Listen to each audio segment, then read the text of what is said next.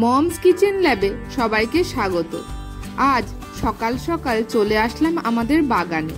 দেখুন, সকালের মিঠে রোদে স্নাত পাট শাকের রূপের ছটায় যেন পুরো বাগান আলোকিত।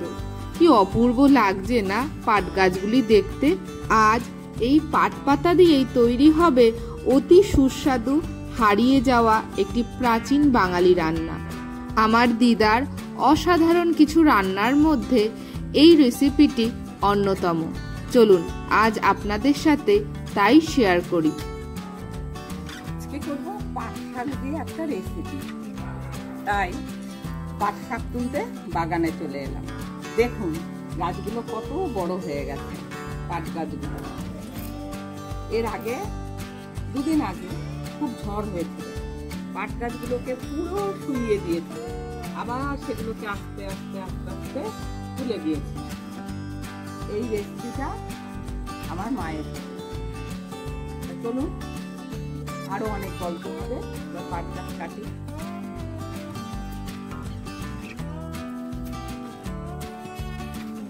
এই রেসিপিটা করার জন্য এরকম বড় বড় পাট পাতা নেবেন। যারা গ্রামে থাকেন তারা তো মাঠ থেকেই তুলতে পারবেন, তবে এইভাবে কাটবেন না।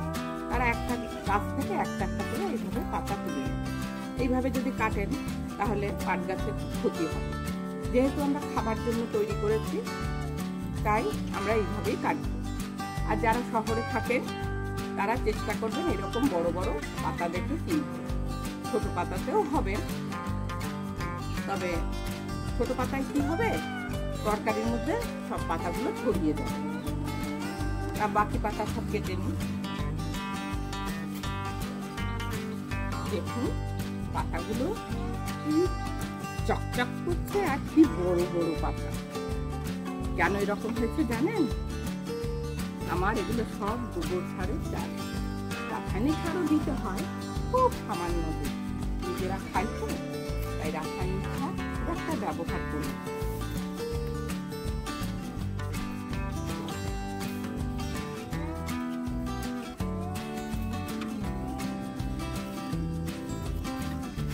চলুন কাটা হয়ে গেছে, এবার ঘরে যাই। এরপরে অনেক কাজ আছে, আপনারা দেখতে থাকুন।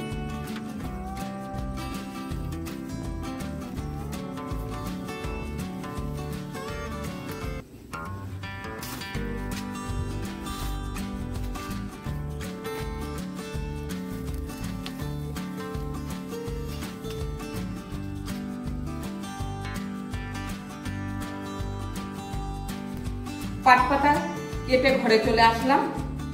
এইবার এগুলো ধুয়ে আনি। আপনারা থাকুন, কোথাও যাবেন না। দেখুন পাতাগুলো সব ধুয়ে নিয়ে এসেছি। এবার এই পাতাগুলো দিয়ে গিট পাকাবো। বড় পাতা কেন নিতে বলেছি দেখুন, এই বড় পাতাগুলোকে এইভাবে আমি একটা পাতার উপরে আর একটা পাতা এদিক ওদিক করে দিয়ে এবার গিট পাকিয়ে নেব। একটু মোটাও দিতে পারেন, দুটো তিনটে চারটে যে যেমন দেন দিয়ে নেবেন। মোটা মোটাও গিট দিতে পারেন, মোটা দিলেও ভালো হবে, ভাজলে এগুলো সরু হবে না। এই দেখুন এইভাবে গিট পাকিয়ে নেব। এই গিট পাকানোর ফলে কি হবে, তরকারিটা পিচ্ছিল হবে না। আর যখন ছোট পাতা নেবেন সেগুলো তো গিট পাকানো যাবে না, তখন তরকারিতে ওই আলাদা আলাদাই দিতে হবে পাতাগুলো। তাতে কি হবে, তরকারিটা একটা পিচ্ছিল ভাব হবে। তো এইভাবে আমি সব পাতাগুলো গিট পাকিয়ে নিচ্ছি। আপনারাও দেখুন কেমন করে গিট পাকাতে হয়। দুটো তিনটে যা ইচ্ছা নেবে।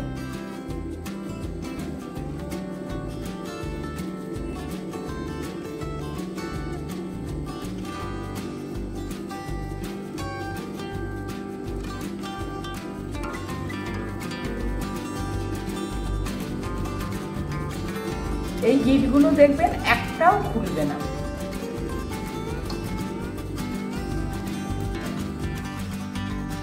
পাট পাতাগুলো সব গিট পাকিয়ে নিয়েছি। এবার এগুলো একটা বড় বাটিতে নিয়ে এতে নুন মাখিয়ে কিছুক্ষণ রেখে দেব।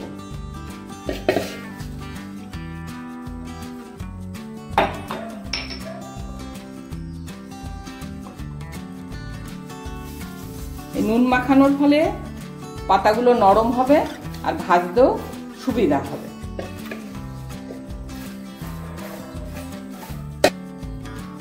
এই রেসিপির জন্য পটল কেটে নিয়েছি লম্বা লম্বা করে, আপনারাও এইভাবে লম্বা লম্বা করে কাটবেন, কেটে নুন মাখিয়ে রাখবেন। নুন মাখিয়ে রাখলে পুরো পটলের জলটা বেরিয়ে যাবে, খেতে খুব ভালো লাগবে। এই রান্নাটার জন্য মশলা রেডি করতে হবে। তার জন্য কটা লঙ্কা আমি শুকনো কড়াইতে টেলে নিচ্ছি। কাঁচা লঙ্কা এইভাবে শুকনো কড়াইতে টেলে রান্নাতে ব্যবহার করলে রান্নার টেস্ট খুব ভালো হয়। আমার মা সবসময় কাঁচা লঙ্কাকে এইভাবে শুকনো কড়াইতে টেলে নিয়ে তারপরে তরকারিতে ব্যবহার করত, তার স্বাদই হতো অন্যরকম। তা আমিও আজকে সেইভাবেই আপনাদের করে দেখাচ্ছি। আমার মা যেভাবে করতো ঠিক সেইভাবেই। লঙ্কাগুলো টেলে নেওয়া হয়ে গেছে, ঠিক এই অবস্থায় নাবাতে হবে। এবার নাবিয়ে দিচ্ছি।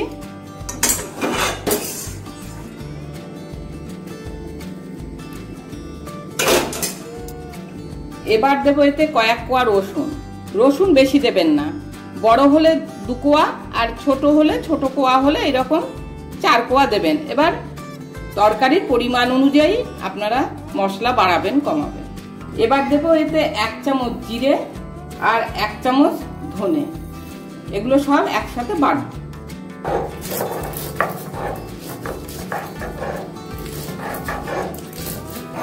রসুনটাই হলো এই তরকারির বিশেষত্ব।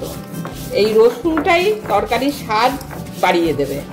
রসুন না দিলে আপনি স্বাদ পাবেন না। আর এই মশলা একসাথে বাটার চেষ্টা করবেন।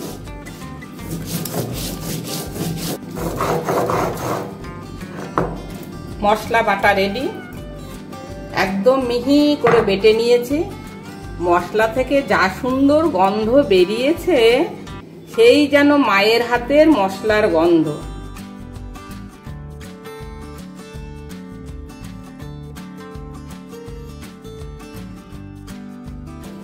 এই রান্নাটা সবসময় সর্ষের তেলে করবেন, সাবেকি রান্না তো, এটা সর্ষের তেলেই খুব ভালো লাগবে। তেল গরম হয়ে গেছে, এবার আলু ভেজে নেব।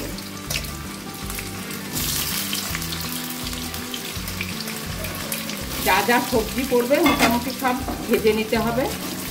আপনারা সঙ্গে থাকুন, দেখতে থাকুন কি কি সবজি এতে দেওয়া হয়। আলু ভাজা হয়ে গেছে, এবার আলুগুলোকে নাবিয়ে নেব।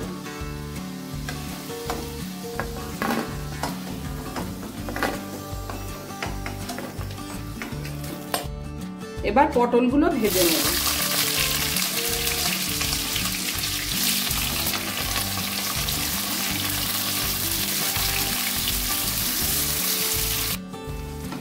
পটল ভাজা হয়ে গেছে, এবার পটলগুলো নাবিয়ে নেব। এইভাবে তেল থেকে একটু সরিয়ে সরিয়ে দেবেন। আমি ভাজায় তো হলুদ ব্যবহার করি না, তেল পুড়ে যাবে বলে।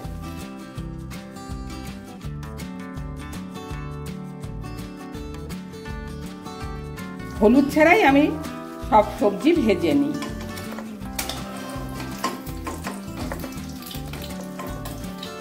দেখুন পাট শাকগুলোতে নুন মাখিয়ে রেখেছিলাম, কত কমে গেছে, পাতাগুলো একদম মিয়ে গেছে। এবার এগুলোকে ভেজে নেব।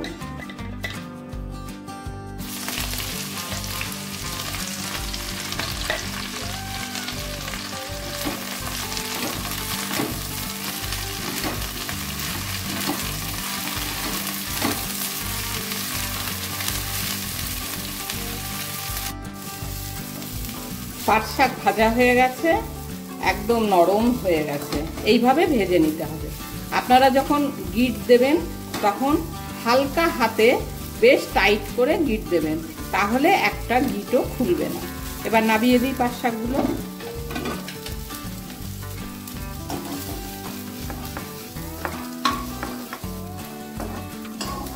ঝোলে তো বেশি ফোটাবো না, তাই ভাজার সময় নরম করে ভেজে নিতে হবে।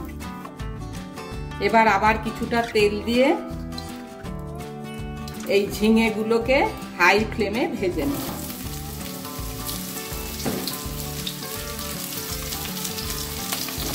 হাই ফ্লেমে ভাজার কারণে ঝিঙে থেকে কোনো জল বেরোতে পারবে না, জল বেরিয়ে গেলে ভাজা যাবে না, তাই এতে নুন দেব না, হাই ফ্লেমে ভেজে নেব। ঝিঙেটাকে হাই ফ্লেমে ভাজার কারণ হচ্ছে এর থেকে জল বেরোবে না, আর এতে নুন দেব না, নুন দিলে জল বেরিয়ে যাবে, ভাজা যাবে না। এবার ঝিঙেগুলো ভালো করে ভেজে নেব।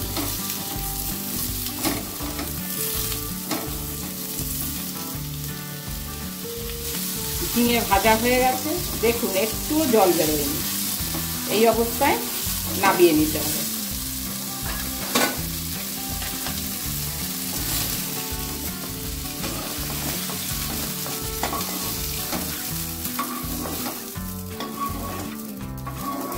ভাজাভাজি কমপ্লিট, এবার যাব মূল রান্নাতে।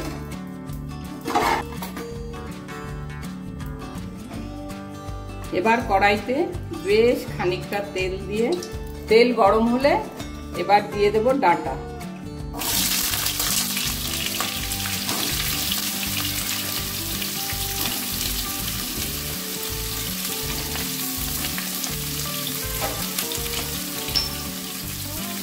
ডাঁটায় অল্প নুন দিয়ে মজাতে হবে।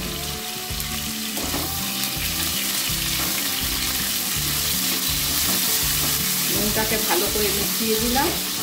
এইবার ঢাকনা চাপা দিয়ে ডাঁটাটাকে মজিয়ে দেব। ধিমে আছে এই সময় মজাবেন।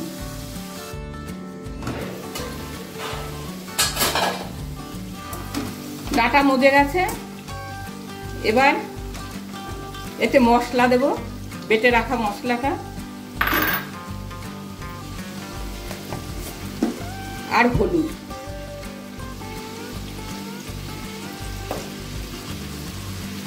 এবার মশলাটা খুব ভালো করে কষতে হবে।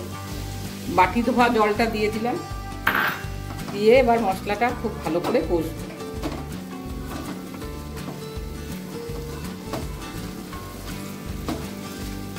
একটু নাড়াচাড়া করে নিলাম, নিয়ে এবার এতে দিয়ে দেবো 1 বড় চামচ পেঁয়াজ বাটা।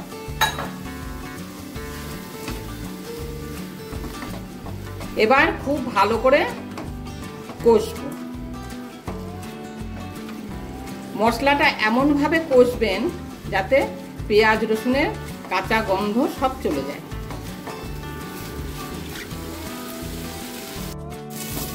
মশলা কষা হয়ে গেছে, এবার এতে গরম জল দিয়ে দেব। পেঁয়াজ রসুনের কাঁচা গন্ধ চলে গেছে।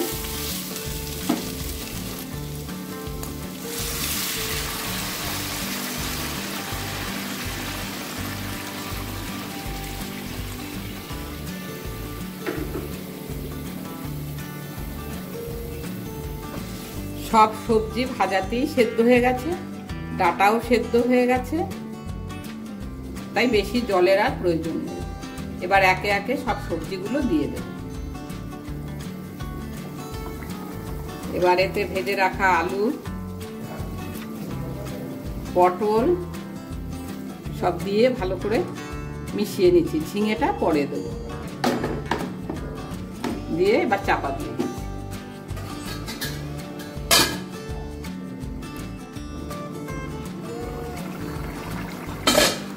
মিনিট 5 ফুটিয়ে নিলাম।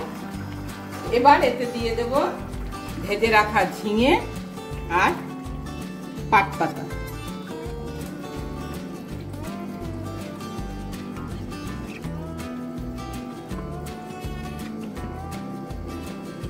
ঝিঙের তেলটাকে পাট শাক দিয়ে সব মুছে নিলাম, মুছে এবার এগুলো দিয়ে দিচ্ছি। এবার সব ভালো করে মিশিয়ে নেব। সব সবজি মিশিয়ে দিয়েছি, এবার একটা ঢাকনা চাপা দিয়ে আরো 5 মিনিট ফুটিয়ে নেব। এই সময় ফোড়নের জন্য একটা মশলা তৈরি করব। কড়াই গরম হয়ে গেছে, এবার এতে 2 চামচ তেল দিয়ে দেব। এবার এতে 1/2 চামচ জিরে ফোড়ন দিয়ে জিরেটা লাল হয়ে গেলে এবার দেব পেঁয়াজ কুচি।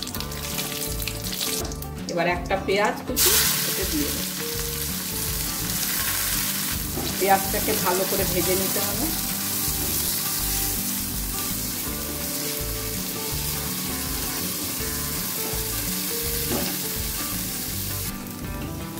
পেঁয়াজ ভাজা হয়ে গেছে, লাল লাল করে পেঁয়াজটা ভেজে নিলাম। এবার সবজিতে ঢেলে দেব।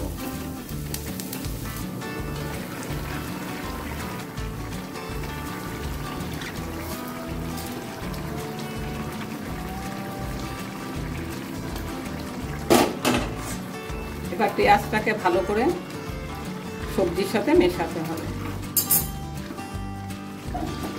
দেখুন পাটের গিট একটাও খুলেনি। এই ফোড়নটা দেওয়ার পরে খুব বেশিক্ষণ ফোটাবেন না, ঢাকা দিয়ে এবার আমি মিনিট 2 ফুটিয়ে নেব।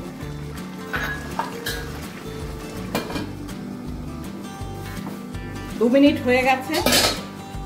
দেখুন তরকারির এই কন্ডিশন মোটামুটি হয়ে গেছে। এবার এতে অল্প চিনি দিয়ে নাড়াচাড়া করে মিশিয়ে নামাবো। নুন আমি দিইনি, নুন যেহেতু ডাঁটাতে তারপরে পাট শাকে পটলে দেওয়া ছিল, তাই আপনারা যখন নুনটা দেবেন বুঝে দেবেন, তরকারি শেষে নুন দেবেন। তরকারি রেডি, এবার নামিয়ে দেব। দেখুন পাট শাকগুলো সবজির মধ্যে ছড়ায়নি, পুরো গিট গিট রয়ে গেছে, খেতেও খুব ভালো লাগে।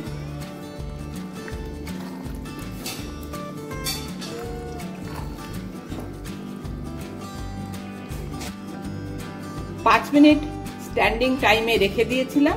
এবার ঢাকনা তুলে সার্ভ করব।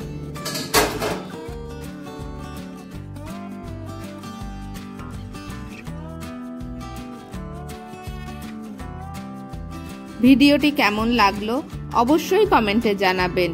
এরকম নিত্য নতুন রান্নার রেসিপি পেতে লাইক, শেয়ার ও সাবস্ক্রাইব করে মমস কিচেন ল্যাবের পাশে থাকবেন। ভিডিওটি শেষ পর্যন্ত দেখার জন্য অসংখ্য ধন্যবাদ।